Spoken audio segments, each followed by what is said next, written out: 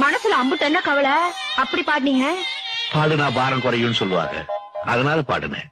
என்ன சொல்லுவேன் என் உள்ளம் தாங்கல, மெத்த வாங்குனேன் தூக்கத்தை வாங்கல. கொண்டியில கவலை இருந்தா மந்தையிலயா பாடுவாங்க? கவலை எல்லாம் காத்தாடி மாதிரி பறக்க விட்டுருந்தோம். இந்த வேதனை யாருக்கு தான் இல்ல சொன்ன மீறவே.